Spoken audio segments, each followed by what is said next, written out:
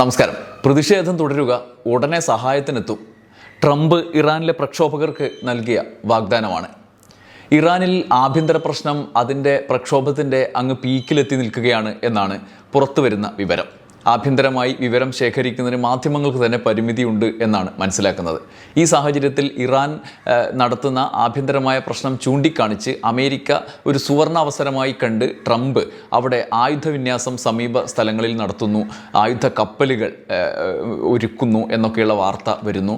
വെനസ്വേലയിൽ മഡുറോയെ തട്ടിക്കൊണ്ടുപോയതിന് ശേഷം അതിലും രൂക്ഷമായ നിലയിൽ ഇറാനിൽ ഇടപെടും എന്നുള്ള വാർത്തകൾ പുറത്തു വരുന്നുണ്ട്. 2-3 ദിവസമായി ലോകത്ത് ഒരു ആശങ്ക നിഴലിച്ചുകൊണ്ടുള്ള വാർത്തകളാണ് പുറത്തു വരുന്നത്. ഈ സാഹചര്യത്തിലാണ് ഏറ്റവും ഒടുവിൽ ട്രംപ് ഇറാനിലെ പ്രക്ഷോഭകരോട് പറഞ്ഞത് സഹായം എത്തും, പ്രക്ഷോഭം തുടരുക എന്ന് പറഞ്ഞത്.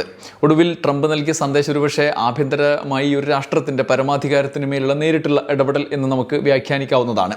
ആഭ്യന്തര പ്രക്ഷോഭത്തെ തുടർന്ന് പ്രതിസന്ധിയിലായ ഇറാൻ ഭരണകൂടത്തിന് ഇടുത്തിയായി ട്രംപിൻ്റെ ഇടപെടൽ മാറുകയും ചെയ്തു. പ്രക്ഷോഭകർക്കെതിരെ കടുത്ത നടപടിയെടുത്ത് മുന്നോട്ട് പോകുന്ന ഇറാനിലെ ഭരണകൂടം അതിനെതിരെ രംഗത്തിറങ്ങാനുള്ള അവസരം കൂടിയായി ട്രംപ് ഈ സാഹചര്യത്തെ കണക്കാക്കുന്നു എന്നത് പകൽ പോലെ വ്യക്തമാണ്. പ്രക്ഷോഭകരെ വധിക്കാൻ തുനിയുന്നു എന്നുള്ള വാർത്ത കൂടിയുണ്ട്. അങ്ങനെ ഉള്ള നീക്കം നടത്തിയാൽ ശക്തമായ നടപടികൾ ഉണ്ടാകുമെന്നാണ് ട്രംപിൻ്റെ ഭീഷണി. അതേസമയം തന്നെ പ്രക്ഷോഭകാരികളുടെ നേതാവായ ഇർഫാൻ സുൽത്താനി എന്ന 26-കാരനെ ഇറാൻ തൂക്കിലേറ്റാൻ ഒരുങ്ങുന്നു എന്ന വാർത്തകളും റിപ്പോർട്ട് ചെയ്യപ്പെടുന്നുണ്ട്. പ്രക്ഷോഭത്തിനിടെ ഇറാൻ പട്ടാളം അറസ്റ്റ് ചെയ്ത ഇർഫാനെ തൂക്കിലേറ്റുമെന്ന് ഇറാൻ പരസ്യമായി തന്നെ പറയുകയും ചെയ്തിട്ടുള്ളതാണ്.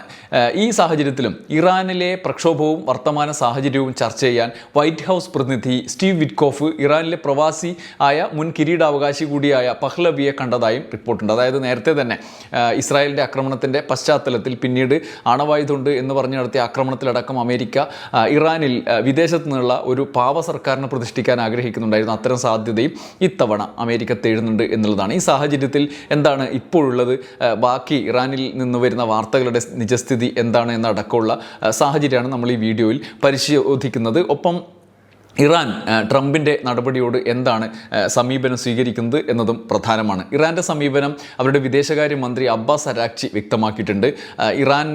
ഇറാനെ ആക്രമിക്കുന്ന ഘട്ടം, വിദേശ രാജ്യത്തിൻ്റെ ഇടപെടലിൻ്റെ ഘട്ടം വരുമ്പോൾ ഞങ്ങൾ തിരിച്ചാക്രമിക്കും എന്നുള്ളതാണ് അവരുടെ നിലപാട്. അവസാനമായി നിലനിൽക്കും വരെ ഒരു പരമാധികാര രാഷ്ട്രം എന്ന നിലയിൽ പോരാടുമെന്നാണ് ഇറാൻ പറയുന്നത്. അബ്ബാസ് അരാക്ചിയുടെ പ്രതികരണം ചുരുക്കത്തിൽ ഇങ്ങനെയാണ്: ഞങ്ങൾ ഈ ഇടപെടൽ വളരെ ഗൗരവമായി കാണുന്നു. സൈന്യവും ഇപ്പോൾ പരിശോധിച്ചു വരികയാണ്. ശക്തമായ ചില വഴികൾ ഞങ്ങൾ പരിഗണിക്കുന്നു. തീരുമാനം ഉടനെടുക്കും. സൈനിക നടപടി സംബന്ധിച്ച് ഭീഷണി മുഴക്കിയതിന് ശേഷം ഇറാൻ നേതൃത്വം ചർച്ചകൾക്ക് വിളിച്ചതായുള്ള അതിനുശേഷം ഒരു കൂടിക്കാഴ്ച സജ്ജീകരിക്കുമെന്നുള്ള ട്രംപിൻ്റെ അവകാശവാദവും ഇപ്പോൾ വന്നിട്ടുണ്ട്. അത് ഇറാൻ ഔദ്യോഗികമായി സ്ഥിരീകരിച്ചിട്ടില്ല. എന്നാൽ കൂടിക്കാഴ്ചയ്ക്ക് മുമ്പ് തന്നെ പ്രവർത്തിക്കേണ്ടി വന്നേക്കാം എന്ന മുന്നറിയിപ്പും ട്രംപ് നൽകിയതും ഇതിനോട് ചേർത്ത് വായിക്കേണ്ട സാഹചര്യമാണ്. അതുകൊണ്ടും കൂടി ട്രംപിൻ്റെ ഭീഷണിക്ക് വഴങ്ങില്ല എന്നുള്ള പ്രതികരണമാണ് അബ്ബാസ് അരാക്ചി മുന്നോട്ട് വെക്കുന്നത്. ഇറാനെ ആക്രമിച്ചാൽ കയ്യും കെട്ടി നിൽക്കില്ല. അതേസമയം ചർച്ചകൾക്ക്, സംവാദത്തിന് രാജ്യം തയ്യാറാണ്, ഇറാൻ തയ്യാറാണ് എന്നും അദ്ദേഹം പറയുന്നുണ്ട്. ഇസ്ലാമിക് റിപ്പബ്ലിക് ഓഫ് ഇറാൻ യുദ്ധം ആഗ്രഹിക്കുന്നില്ല. ഞങ്ങളെ ഇങ്ങോട്ട് ആക്രമിച്ചാൽ ഞങ്ങൾ യുദ്ധത്തിന് പൂർണ്ണമായി തയ്യാറാണ്, ചർച്ചകൾക്കും തയ്യാറാണ്. പക്ഷേ ചർച്ചകൾ ന്യായമായതും തുല്യ അവകാശങ്ങളോടെ പരസ്പര ബഹുമാനത്തോടെ നടത്തുന്നത് കൂടി ആയിരിക്കണം എന്നും അബ്ബാസ് അരാക്ചി പ്രതികരിച്ചിട്ടുണ്ട്. ഇതേസമയം രാജ്യത്തെ ആഭ്യന്തര പ്രതിഷേധങ്ങൾ ആസൂത്രിതമായി വിദേശ സഹായത്തോടെ രൂപപ്പെടുത്തിയതാണ് എന്ന് ഇറാൻ ആരോപിക്കുന്നുണ്ട്. പ്രതിഷേധം വിദേശ ഇടപെടൽ ക്ഷണിച്ചു വരുത്തുന്നതിന് മനഃപൂർവ്വം സൃഷ്ടിച്ചതാണ് എന്നാണ് അബ്ബാസ് അരാക്ചി പറയുന്നത്. പ്രതിഷേധക്കാർക്ക് ആയുധം വിതരണം ചെയ്യുന്നതിനെതിരായി രാജ്യത്തിൻ്റെ നിലപാട് അദ്ദേഹം രോഷാകുലമായി തന്നെ പ്രതികരണമായി രേഖപ്പെടുത്തിയിട്ടുണ്ട്. ആഭ്യന്തര പ്രശ്നം കൈവിട്ടു പോകുന്ന സാഹചര്യത്തിൽ ഇൻ്റർനെറ്റ് നിരോധനമടക്കം ശക്തമായ മാധ്യമ വിലക്ക് കൂടി ഇറാനിൽ നടപ്പാക്കുന്നുണ്ട്. പ്രക്ഷോഭവുമായി ബന്ധപ്പെട്ട് അതുകൊണ്ട് തന്നെ കൃത്യമായ വിവരങ്ങളൊന്നും രാജ്യത്തിന് പുറത്തേക്ക് ലഭ്യമല്ല. പ്രതിഷേധത്തിൽ ഇതുവരെ 2000-ഓളം പേർ മരിച്ചതായാണ് അനൗദ്യോഗികമായി കിട്ടിക്കൊണ്ടിരുന്ന വിവരം. ഇറാൻ ഉദ്യോഗസ്ഥരെ ഉദ്ധരിച്ച് റോയിട്ടേഴ്സ് പുറത്തുവിടുന്ന കണക്കാണ് ഇത്. US ആസ്ഥാനമായി പ്രവർത്തിക്കുന്ന മനുഷ്യാവകാശ സംഘടന ആക്ടിവിസ്റ്റ് ന്യൂസ് ഏജൻസിയുടെ കണക്കനുസരിച്ച് മരണസംഖ്യ 2571 ഒടുവിൽ. എന്നാൽ ഭരണകൂട വിരുദ്ധ പ്രക്ഷോഭത്തിൽ ഇറാനിയൻ സുരക്ഷാ സേന ഏകദേശം 12,000-ഓളം പേരെ കൊലപ്പെടുത്തിയെന്ന് ഇറാൻ ഇന്റർനാഷണൽ എന്ന വെബ്സൈറ്റ് റിപ്പോർട്ട് ചെയ്യുന്നുണ്ട്. ഇതിപ്പോൾ ലോകത്ത് വലിയ ചർച്ചയാണ്. സർക്കാർ ഔദ്യോഗികമായി സ്ഥിരീകരിച്ച മരണസംഖ്യ 100 മാത്രം മാത്രമാണെന്നിരിക്കെയാണ് ഈ കണക്ക് പുറത്തു വരുന്നത്. ഇൻ്റർനെറ്റ് നിരോധനത്തെ മറികടക്കാൻ അമേരിക്ക ഒപ്പം നടത്തിയ ഇടപെടലും പരാജയപ്പെട്ടു. ഇലോൺ മസ്കിൻ്റെ സ്പേസ് എക്സ് സൗജന്യമായി സ്റ്റാർലിങ്ക് ഇൻ്റർനെറ്റ് സേവനം അവിടെ ലഭ്യമാക്കിയിരുന്നു. എന്നാൽ അത് ഒരു ഘട്ടത്തിൽ ആളുകൾ ഉപയോഗിച്ചു തുടങ്ങിയപ്പോൾ തന്നെ ഇറാൻ സൈന്യം ജാമറുകൾ ഉപയോഗിച്ച് സ്റ്റാർ ലിങ്കിൻ്റെ പ്രവർത്തനവും തടസ്സപ്പെടുത്തി. ഇതും ട്രംപിനെ പ്രകോപിപ്പിച്ച സാഹചര്യമാണ്. ഈ സാഹചര്യത്തിലാണ് ട്രംപ് പറയുന്നത്, പ്രക്ഷോഭകരോ അടങ്ങണ്ട, നിങ്ങൾ തുടർന്നോ, ഞങ്ങൾ സഹായം എത്തിക്കുമെന്ന്.